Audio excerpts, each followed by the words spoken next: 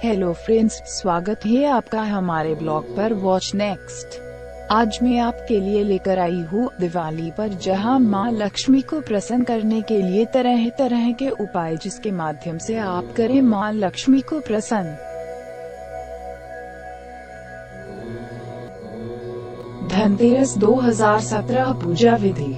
लक्ष्मी पूजन की ये विधि है सबसे उत्तम। इस दिन शाम के दिन अवश्य ही घर में दीपक जलाना चाहिए। मान्यताओं के अनुसार माँ लक्ष्मी इससे घर में प्रवेश करती हैं, लेकिन इसके साथ घर से नकारात्मक शक्तियों का अंत होता है। धनतेरस पूजा विधि। 19 अक्टूबर को दिवाली है। धनतेरस या धन्वंतरी दिवस या जयंती आज यानी 17 अक्टूबर 2017 को है। इस दिन बाजारों में बहुत भीड़ होती है, लेकिन इसी दिन उनकी रौनक देखने को मिलती है। कार्तिक माह की त्रयोदशी के दिन धनतेरस मनाया जाता है। दिवाली भारत का प्रमुख त्योहार है। ये त्योहार 5 दिवसीय होता है। इस दिन शाम के दिन अवश्य ही घर में दीपक जलाना चाहिए। मान्यताओं के अनुसार माँ लक्ष्मी इससे घर में प्रवेश करती हैं, लेकिन इसके साथ घर से नकारात्मक शक्तियों का अंत होता है और खुशियों का माहौल आता है। दिवाली का सबसे पहला दिन होता है धनतेरस का।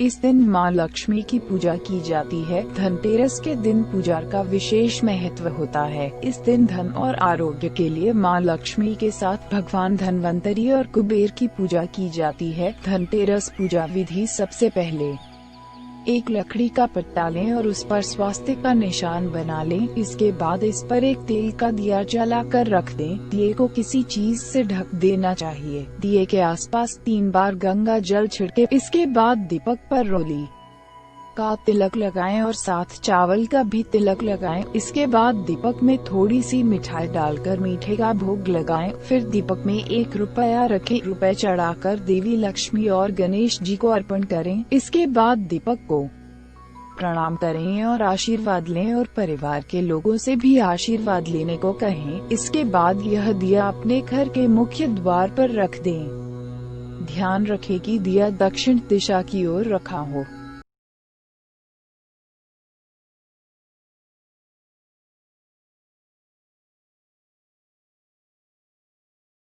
करने की सही विधि और उससे संबंधित 30 आवश्यक नियम। अपने परिवार में सुख और समृद्धि प्राप्त करने के लिए देवी देवताओं की पूजा करने की परंपरा अनेकों वर्षों से निरंतर चली आ रही है तथा आज भी हम इस परंपरा को निभाते आ रहे हैं। भगवान की पूजा द्वारा हमारी सभी मनोकामनाएं पूर्ण होती है, परंतु हम सभी को पूजा करने से पूर्व कुछ खास नियमों का पालन करना चाहिए, तभी हमें पूजा का शुभ फल पूर्ण रूप से प्राप्त हो पाएगा। हम आज आपको यहाँ ऐसे 30 नियम बताने जा रहे हैं जो सामान्य पूजन में भी आवश्यक है तथा इन्हें अपनाकर आप पूजा से होने वाले शुभ फल पूर्ण रूप से प्राप्त कर सकते हो। शिव, दुर्गा, विष्णु, गणेश और सूर्यदेव ये पंचदेव कहलाते हैं। इनकी पूजा हर कार्यों में अनिवार्य रूप से की जानी चाहिए। प्रतिदिन पूजा करते समय इन 5 देवों का ध्यान करना चाहिए। ऐसा करने से घर में लक्ष्मी का वास होता यही तथा समृद्धि आती है। प्लास्टिक की बोतल में या किसी अन्य धातु के अपवित्र बर्तन में गंगा जल नहीं रखना चाहिए।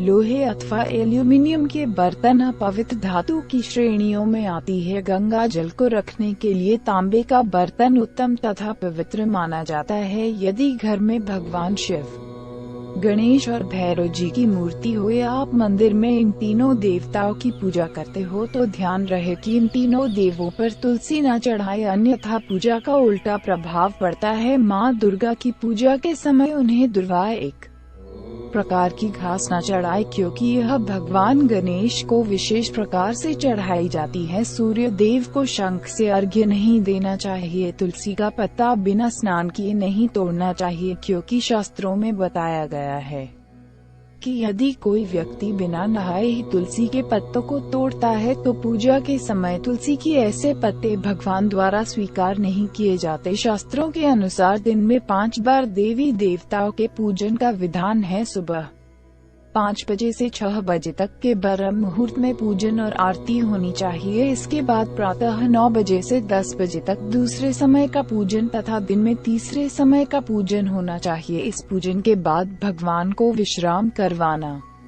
चाहिए। इसके बाद शाम 4-5 बजे पुनः पूजन और आरती होनी चाहिए। रात को 8-9 बजे शयन आरती करनी चाहिए। जिन घरों में नियमित रूप से 5 बार पूजन होता है वहां देवी देवताओं का निवास माना जाता है तथा ऐसे घरों में धन धान्य की कोई भी कमी नहीं होती। स्त्रियों व पुरुषों द्वारा अपवित्र अवस्था में शंख नहीं बजाना चाहिए। यदि इस नियम का पालन नहीं किया जाए तो घर में बसी लक्ष्मी रूठ जाती है तथा उस घर से चली जाती है। देवी देवताओं की मूर्ति के सामने कभी भी पीठ करके नहीं बैठना चाहिए। केतकी का पुष्प शिवलिंग पर अर्पित नहीं करना चाहिए। भगवान से कोई भी मनोकामना मांगने के बाद उसकी सफलता के लिए दक्षिणा अवश्य चढ़ानी चाहिए तथा दक्षिणा चढ़ाते समय अपने दोषों को छोड़ने का संकल्प लेना चाहिए। जितने शीघ्र आप अपने उन दोषों को छोड़ोगे आपकी मनोकामनाएं उतनी शीघ्र ही पूरी होगी। विशेष शुभ कार्यों में भगवान गणेश को चढ़ने वाला दूर्वा एक प्रकार की घास को कभी भी रविवार को नहीं तोड़ना चाहिए। यदि आप मां लक्ष्मी को शीघ्र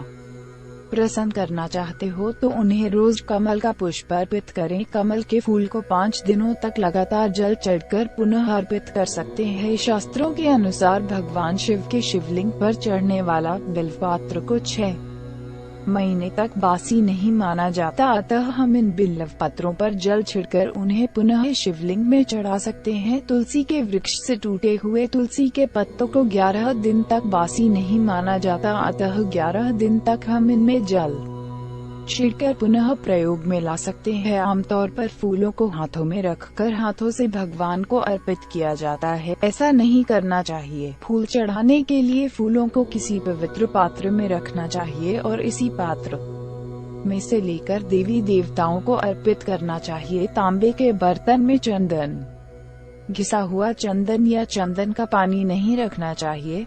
ऐसा करना शास्त्रों के अनुसार अपवित्र माना गया है। कभी भी दीपक से दीपक को ना जलाए, क्योंकि शास्त्रों के अनुसार ऐसा करने वाला व्यक्ति रोग से ग्रसित हो जाता है। रविवार और बुधवार को पीपल के वृक्ष में जल अर्पित नहीं करना चाहिए। पूजा हमेशा पूर्व की ओर या उत्तर की ओर मुख करके की जानी चाहिए तथा पूजा करने का उत्तम समय प्रातः काल 6 बजे से 8 बजे तक का होता है। पूजा करते समय आसन के लिए ध्यान रखें कि बैठने का आसन ऊनी होगा तो श्रेष्ठ रहेगा। घर में मंदिर में सुबह और शाम दीपक अवश्य जलाए। एक दीपक भीकर और एक दीपक तेल का जलाना चाहिए। भगवान की पूजन का कार्य और आरती पूर्ण होने के पश्चात उसी स्थान पर 3 परिक्रमा अवश्य करनी चाहिए। रविवार, एकादशी, द्वादशी, संक्रांति तथा संध्या काल में तुलसी के पत्ते नहीं तोड़ना चाहिए। भगवान की आरती करते समय निम्न बातें ध्यान रखनी चाहिए। भगवान के चरणों की आरती 4 बार करनी चाहिए। इसके बाद क्रमशः उनके नाभि की आरती 2 बार तथा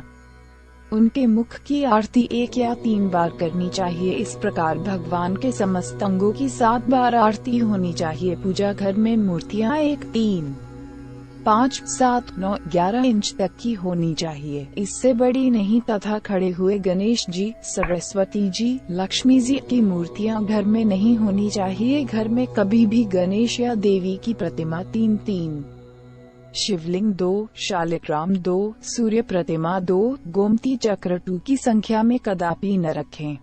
अपने मंदिर में सिर्फ प्रतिष्ठित मूर्ति ही रखें। उपहार, कांच, लकड़ी एवं फाइबर की मूर्तियां न रखें एवं खंडित, जली कटी फोटो और टूटा कांच तुरंत हटा दें। शास्त्रों के अनुसार खंडित मूर्तियों की पूजा वर्जित की गई है। जो भी मूर्ति खंडित हो जाती है उसे पूजा के स्थल से हटा देना चाहिए और किसी पवित्र बहती नदी में प्रवाहित कर देना चाहिए। खंडित मूर्तियों की पूजा अशुभ मानी गई है। इस संबंध में ये बात ध्यान रखने योग्य है कि सिर्फ शिवलिंग कभी भी किसी भी अवस्था में खंडित नहीं माना जाता है। घर में मंदिर के ऊपर भगवान की पुस्तकें, वस्त्र व आभूषण न रखें। मंदिर में पर्दा रखना आवश्यक है। अपने स्वर्गीय पितरों आदि की तस्वीरें भी मंदिर में न रखें। उन्हें घर के नित्य कोण में स्थापित करना चाहिए। हमेशा भगवान की परिक्रमा इस अनुसार करें: विष्णु की 4, गणेश की 3, सूर्य देव की 7, दुर्गा की 1 एवं शिव की आधी परिक्रमा कर सकते हैं।